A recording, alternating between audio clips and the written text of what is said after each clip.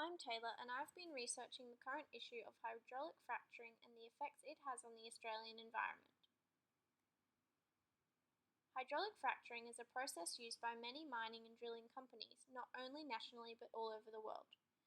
Australian Pacific LNG is quoted speculating that they would use the method of hydraulic fracturing in about 30 to 40% of their coal seam gas wells. Hydraulic fracturing can lead to detrimental impacts on human health, water quality, and aquatic resources. Hydraulic fracturing primarily occurs due to the fact that it provides a cost and time-effective solution to drilling delays. In cases where a deposit of natural coal seam gas would prove to be unsuitable because of time, labour, and project costs, fracturing allows drilling to be expanded and accelerated.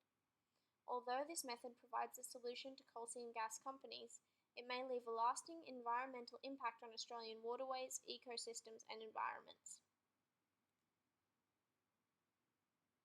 The research conducted has encompassed the investigation of multiple sources to draw an informed conclusion on the topic. The fundamental search included an exploration of terms and topics related to the project in a broader sense, gathering information and ideas, essentially drawing my own comprehensive understanding using websites and news articles. Following from this, a keywords or phrases Boolean search was conducted on terms such as hydraulic fracturing, coal seam gas, and environmental sustainability. This led to a journal and scholarly article search that allowed for peer-reviewed articles and further research related to the topics discussed in the articles found in programs such as Curtin University Library or Google Scholar.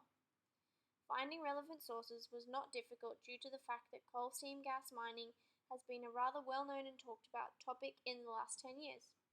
I found some difficulty in cross-checking all sources, as some sources cited were Australian specific and others are more related to international points of view. Hydraulic fracturing has become a highly trusted method of extracting coal seam gas when drilling into coal that does not have a sufficient amount of natural crevices and cracks to allow for the gas to flow into the wellbore at a cost-effective volume.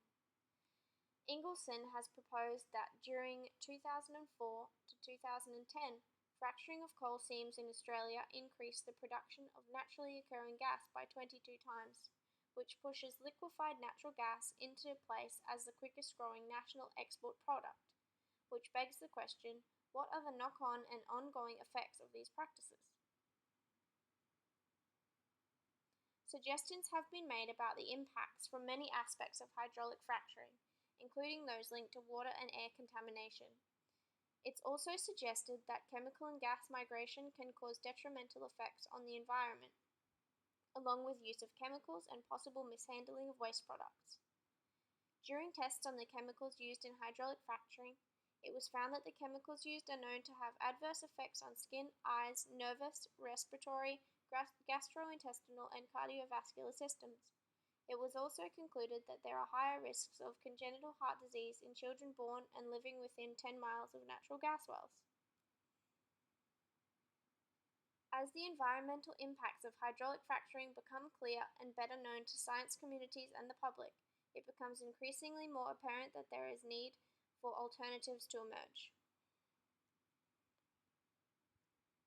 Energy economic researcher John Foster has released his findings explaining that renewable sources such as wind and solar power will strengthen the energy market of Australia. He also cautions that the Australian public as a whole may be seeing an increase in the overall cost of power if the change is not made in the near future.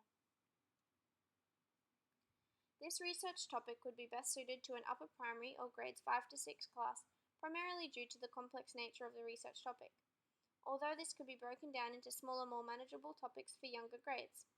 A senior primary class would be able to use this topic to achieve learning outcomes such as the ability to reflect on and suggest improvements to scientific investigations, as suggested in the Australian curriculum, which would allow the students to research and investigate improvements to current practice in regards to renewable energy sources.